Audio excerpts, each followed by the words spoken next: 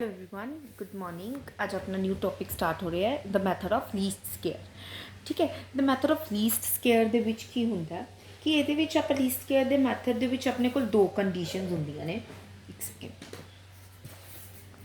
ਆਪਣੇ ਕੋਲ ਜਿੱਦਾਂ ਲੀਸਟ ਸਕੇਅਰ ਮੈਥਡ ਹੈ ਇਸ ਦੇ ਵਿੱਚ ਆਪਾਂ ਨੂੰ ਦੋ ਕੰਡੀਸ਼ਨਸ ਹੁੰਦੀਆਂ ਨੇ। ਇੱਕ ਤਾਂ ਕੰਡੀਸ਼ਨ ਹੁੰਦੀ ਹੈ ਲੀਨੀਅਰ, ਇੱਕ ਹੁੰਦੀ ਹੈ ਨੋਨ ਲੀਨੀਅਰ। ओके, जो लीनियर की होंगे लीनियर दे विच अपना चेंज होंगे constant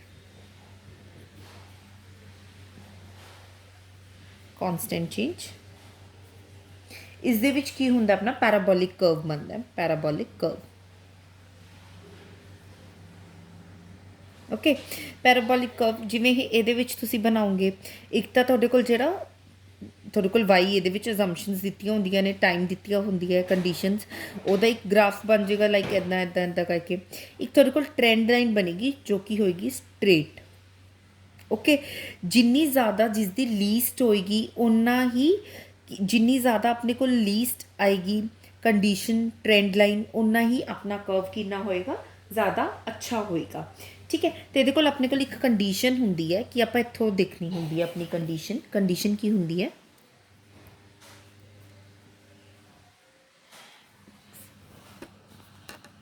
condition is y minus is equal to 0। ठीक है, अगे एक अपने को फॉर्मूला होंगे है, ये तो अपने को आ गई ये चीज़, ये आप ट्रेंड लाइन कढ़ते हैं आप। ठीक है, हूँ आप वाई कि कैलकुलेट करते हैं, जो भी अपनी ट्रेंड लाइन होंगी है वाई ए प्लस बी एक्स। ए तो बी अपने को कॉन्सटेंट होंगे ने ऑलवेज। ठीक है, हुण ये कैलकुलेट इसनूं करन लई अपने कोल अगे आपां नूं दो कंडीशनस रिक्वायर्ड होंदियां ने। आपां वाई सी आपां चेंज, आपां ट्रेंड लाइन निकालनी होएगी क्वेश्चन दे विच वाई, जो आपां नूं क्वेश्चन दे विच दिता होएगा वाई। फिर आपां वाई सी कैलकुलेट किद्दां करांगे, A plus B x.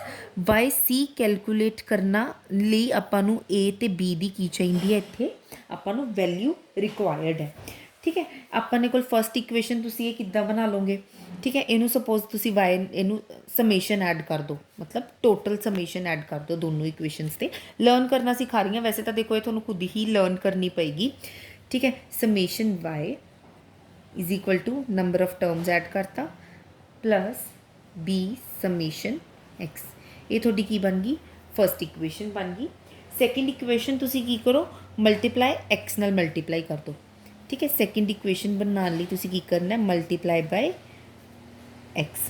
Okay, इनू एक्स नाल मल्टीप्लाई किया, X by is equal to A summation X plus B summation X दा होल स्केयर। ये तुहाडे कोल दो इक्वेशन इंपॉर्टेंट है, इत्थों ही तुहानूं ए ते बी दी की आएगी वैल्यू। ठीक है, मैं अगे तुहानूं ए ते बी दा वैल्यू फॉर्मूला भी मतलब कैलकुलेट करना सिखानी हाँ। अगे की होंगे जिहड़ा तुहाडे कोल ऑलवेज, जो तुहाडे कोल ऑलवेज की आएगा समेशन एक्स, तुहाडा ऑलवेज 0 दे इक्वल आएगा ये। ठीक है, तुसी कोई भी सम कैलकुलेट करो, हाँ समेशन एक्स का कोई भी सम कैलकुलेट। ओके, जिदा तुहानूं हुण क्वेश्चन दे विच लिखिया होया है कि the calculation of a course summation X will always be equal to 0। ये किवें आएगा समेशन एक्स, जो तुसी एक ईयर नूं midpoint as a consider करोगे। देखो आप नेक्स्ट क्वेश्चन दे विच तुहानूं करके दिखानी हाँ। सपोज इस क्वेश्चन दे विच देखो तुसी की कीता, लैट करना होंदा इहदे विचों आपां ने लाइक 2004 आपां ने इहदे विच लैट कर लिया कि डेविएशन करनी है 2001 minus 2004 minus 3 2 minus 2 minus 1 plus 1 2 3। तो ये समीशन एक्स अपने को ऑलवेज इतने 0 ही आएगा इन्होंने क्वेश्चनस के जेडे अपने shortcut method odd number series वगैरह जो भी आप मैथड करा उन्होंने समीशन एक्स ऑलवेज अपने को की आएगा 0। तो की होएगा, इतने पुट कर दो समीशन एक्स तो अपना 0 ही आ गया, ये पूरी टर्म 0 होगी। तो E Y is equal to N A. तो ए की वैल्यू आप किद्दां करांगे, summation Y upon number of terms. Okay, ठीक है, तो फिर बी ये की होएगा, समेश ए 0 होएगा, ये भी 0 आ गई टर्म अपनी, सॉरी ए टर्म अपनी 0 आ गई। तो आप कैलकुलेट किद्दां कर लांगे, ई समेशन ई X Y is equal to B summation X का होल स्केयर। तो कितना कैलकुलेट करांगे आप बी की value summation X Y upon summation X का होल स्केयर। ठीक है, ये दो चीज़ां थोनों इंपॉर्टेंट ने, ये थोड़ी इत्थे भी थोनों नोट डाउन हैगियां ने पास इत्थे। ओके, ਇਹਦੇ ਨਾਲ ਤੁਸੀਂ ਕੈਲਕੂਲੇਟ ਕਰ ਸਕਦੇ ਹੋ। ਹੁਣ ਇਸ ਦੇ ਵਿੱਚ ਆਪਣੇ A ਤੇ B ਦੋਨੋਂ ਹੀ ਕਨਸਟੈਂਟ ਹੁੰਦੇ ਆ ਤੇ ਇਹਦੇ ਵਿੱਚ ਔਡ ਨੰਬਰ ਸੀਰੀਜ਼ ਹੁੰਦੀਆਂ ਨੇ। ਔਡ ਨੰਬਰ ਸੀਰੀਜ਼ ਦੇ ਵਿੱਚ EX ਆਲਵੇਜ਼ 0 ਆਏਗਾ ਤੁਹਾਡੇ ਕੋਲ। This will be possible if there is no gap in the given data. Even number series ਦੇ ਵਿੱਚ ਕੀ ਆਏਗਾ EX will also be 0 if the X origin is kept midway between two the middle series। ਹੁਣ ਆਪਾਂ ਜਦ ਕਈ ਵਾਰ EX ਕਿਵੇਂ middle 0 ਕਿੱਦਾਂ ਆਏਗਾ, ਅਗਰ ਸਪੋਜ਼ ਮਿਡਲ ਈਅਰ ਤੁਹਾਡੇ ਕੋਲ ਆ ਰਿਹਾ ਹੈ, ਆਪਣੇ ਕੋਲ ਈਵਨ ਨੰਬਰ ਸੀਰੀਜ਼ ਹੈ, ਈਵਨ ਨੰਬਰ ਸੀਰੀਜ਼ ਹੈ ਸਪੋਜ਼ 7 8 9 10 11 ਐਂਡ 12 3 3। ਹੁਣ ਤੁਸੀਂ ਕਿਹੜਾ ਈਅਰ ਲਓਗੇ, ਔਡ ਨੰਬਰ 'ਚ ਤਾਂ ਕੀ ਹੁੰਦਾ ਦੋ ਉੱਪਰਲੇ ਛੱਡਤੇ ਦੋ ਨਿਚਲੇ ਛੱਡਤੇ, ਆਪਾਂ ਵਿੱਚ ਵਾਲੀ ਟਰਮ ਲੈ ਲੈਂਦੇ ਹਾਂ। ਪਰ ਇਹਦੇ ਵਿੱਚ ਈਵਨ 'ਚ ਆਪਾਂ ਕਿੱਦਾਂ ਲਵਾਂਗੇ 9 + 10 अपॉन 2 19 अपॉन 2 9.5 ਲਵਾਂਗੇ। ਐਗਜ਼ਾਮਪਲ ਦਿੱਤੀ ਹੈ ਮੈਂ ਤੁਹਾਨੂੰ, ਅੱਗੇ ਤੁਹਾਨੂੰ ਇਹ ਕਲੀਅਰ ਹੋ ਜਾਏਗਾ। ਅਗਰ ਆਪਾਂ ਇਹ ਚੀਜ਼ ਪ੍ਰੋਪਰ ਇੱਕ ਮਿਡ ਪੁਆਇੰਟ ਕੰਸੀਡਰ ਕਰਾਂਗੇ ਤਾਂ ਆਪਣਾ ਸਮੇਸ਼ਨ ਐਕਸ ਕੀ ਆਏਗਾ 0 ਆਏਗਾ ਆਲਵੇਜ਼। ਓਕੇ, ਹੁਣ ਅੱਗੇ ਤੁਸੀਂ ਕੁਐਸਚਨ ਸਟਾਰਟ ਕਰੋ। ਡਾਇਰੈਕਟ ਮੈਥਡ ਹੈ, ਤੁਹਾਨੂੰ ਹਮੇਸ਼ਾ ਕੁਐਸਚਨ ਹਮੇਸ਼ਾ ਆਏਗਾ ਜਾਂ ਤਾਂ ਮੇਨ ਆਪਣਾ ਅਜ਼ਿਊਮ ਕਰਨਾ ਹੀ ਆਏਗਾ। ਸ਼ਾਰਟਕਟ ਮੈਥਡ ਨਾਲ ਹੀ ਤੁਹਾਨੂੰ ਇੰਪੋਰਟੈਂਟ ਹੈ ਇਸ ਦਾ ਕੁਐਸਚਨ ਕੰਸੈਪਟ। ਠੀਕ ਹੈ, ਮੈਂ ਤਾਂ ਚਲੋ ਆਪਾਂ ਇੱਥੋਂ ਹੀ ਸਟਾਰਟ ਕਰਦੇ ਹਾਂ। ਤੁਹਾਨੂੰ ਡਾਟਾ ਦੇ ਰੱਖਿਆ ਹੈ, इंडिपेंडेंट वेरिएबल्स दे रखे हैं एक्स 2007 8 9 10 11 12 एंड वाई अपने को चेंजेस दे रखे हैं। अपन इक्वेशन वाई ए प्लस बी एक्स ये कैलकुलेट किया तुसी। ओके, किता एक्स की वैल्यू लिखो, इत्थे वाई की वैल्यू लिखो। अपन क्वेश्चन के अकॉर्डिंग जो भी थोड़े तो इक्वेशन डिमांड कर रही है उसके अकॉर्डिंग करते रहो क्वेश्चन। पहला थोड़े को डिमांड की कर रही है समीशन वाई तो थोड़े को निकल गया। फिर अपने ए तो बी कढ़न लिए अपन समीशन एक्स चाहिए, वो भी अपने कैलकुलेट कर लिया। नंबर ऑफ टर्म्स अपने को ऑलरेडी 1 2 3 4 5 6 अपने को नंबर ऑफ टर्म्स ने। फिर अपन एक्स वाई कैलकुलेट करो 0 मल्टीप्लाई करो इन्हों। फिर की चाहिए थोड़ा एक्स का स्केयर चाहिए, एक्स का स्केयर कैलकुलेट करो। हुण जब थोड़े को दोनों इक्वेशनस आ गई, क्योंकि हुण इत्थे थोड़े को समेशन एक्स थोड़े को 0 नहीं हैगा, that why you can't apply the formula direct formula. Okay, then you have to calculate these equations, then अपने को की आ जाएगी वाई सी की वैल्यू आएगी। फिर आप अगे कैलकुलेट करांगे इस चीज़ में। ठीक है, पहला तुसी इक्वेशन तो कैलकुलेट पुट ऑन करो। इक्वेशन के विच फर्स्ट इक्वेशन थोड़ी की बन गई, देखो फर्स्ट इक्वेशन थोड़ी बन गई 26.9 जो थोड़ी समेशन वाई की वैल्यू है is equal to number of terms कितनी है थोड़े को एन ए प्लस की सीगा B summation X. Okay, N A कितना थोड़े को नंबर ऑफ टर्म्स 6, ए कितनी है थोड़े को सॉरी नंबर ऑफ टर्म्स ए अपने कैलकुलेट करनी है। बी समेशन एक्स अपने को कितना है 50। सेकंड इक्वेशन अपने को तो की डिमांड कर दी है समेशन एक्स वाई कितना है अपने को 97.1। ओके, समेशन एक्स वाई ए समेशन एक्स 15 ए प्लस बी समेशन एक्स का होल स्केयर। समेशन एक्स का होल स्केयर अपने को पीछे 55 आया तो 55 बी, तो अपने को ये फर्स्ट इक्वेशन बन गई, ये अपने को सेकंड इक्वेशन बन गई। दैन नैक्सट तुसी इन्हां दोनों इक्वेशनस नू सॉल्व आउट करोगे। सॉल्व आउट कितना करोगे,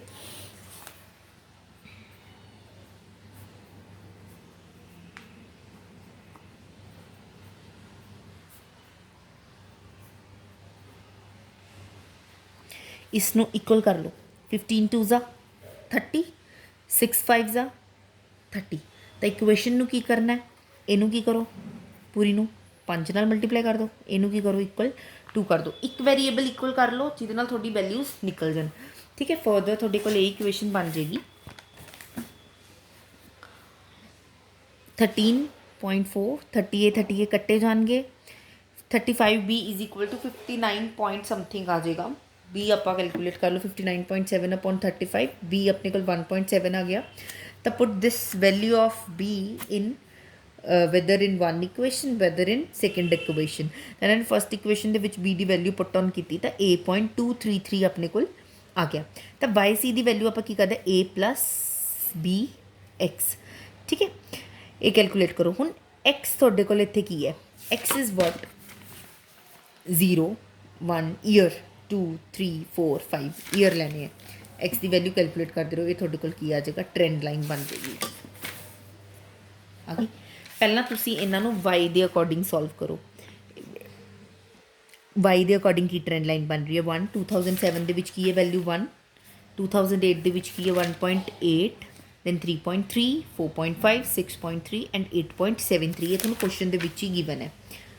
ਆਮ ਸੋ ਸੌਰੀ 3.3 4.5 6.3 and 10, ਠੀਕ ਹੈ। ਫਿਰ ਤੁਸੀਂ ਇੱਕ ਜਿਹੜੀ ਤੁਹਾਡੇ एवरी ट्रेंड लाइन बनाई है 0.3 1.93 इत्थे लाई करेगा, ये स्ट्रेट बनेगा बिल्कुल।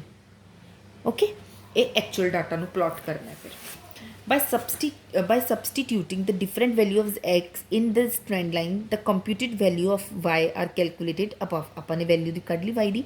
the straight line fitted to above data is represented with the help of graph। ਇਹ ਆਪਣੇ ਕੋਲ ਇੱਕ ਆਲਵੇਜ਼ ਇੱਕ ਟ੍ਰੈਂਡ ਲਾਈਨ ਹਮੇਸ਼ਾ ਸਟ੍ਰੇਟ ਲਾਈਨ ਦੇ ਵਿੱਚ ਫੋਲੋ ਅਪ ਕਰੇਗੀ, ठीक है। नैक्सट क्वेश्चन की है, ये बिल्कुल सेम है। ये तुसी कैलकुलेट करो। ये इन्होंने डेविएशन ली है हुण ये क्वेश्चन कि तुसी डेविएशन नाल भी कर सकते हो। ओके, 2008 2009 10 वाई की वैल्यू दी हुई है। इन्होंने ये 1 2 3 4 5 6 हुण 6 ईयर्स ने। 6 नूं इन्होंने मिडल वैल्यू किनू कंसीडर कर लिया, इन्होंने इत्थे गलत लिख रखे। इत्थे आपां 2010 ਨੂੰ ਕੰਸੀਡਰ ਕੀਤਾ ਇਹਨਾਂ ਨੇ।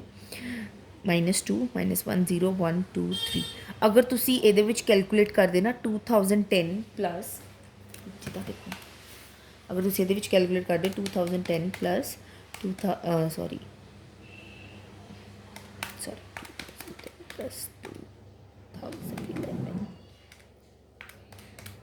ਇਸ ਦੇ ਵਿੱਚ ਡੈਵੀਏਸ਼ਨ ਕਰਦੇ ਤਾਂ ਤੁਹਾਡੇ ਕੋਲ ਸਮੇਸ਼ਨ ਐਕਸ ਆਲਵੇਜ਼ ਕੀ ਆਉਂਦਾ 0 ਆਉਂਦਾ, ठीक है। फिर इन्होंने 2010 लिया तो इतने डेविएशन फिर की किया इन्होंने फर्दर एक्स वाई नू मल्टीप्लाई जो तुहानू इक्वेशन डिमांड कर रही है उसके अकॉर्डिंग तुसी कैलकुलेट करते रहो। इत्थे भी तुहानू दोनों इक्वेशनस बनानियां पैणगियां क्योंकि समेशन एक्स तुहाडे कोल की नहीं आया 0। कैलकुलेट किया, फिर एक्स का होल स्क्वायर किया, ट्रेंड वैल्यू लाइन आपां ने कड्डनी है, ठीक है। देखो क्वेश्चन नू सॉल्व करो, बी दी वैल्यू कैलकुलेट करो, फिर आप ए दी वैल्यू कैलकुलेट करो, पुट ऑन करो इस दे इक्वेशन दे विच। फिर तुसी की करना है, y is equal to 119.372 a plus b 7.257 into X, ठीक है।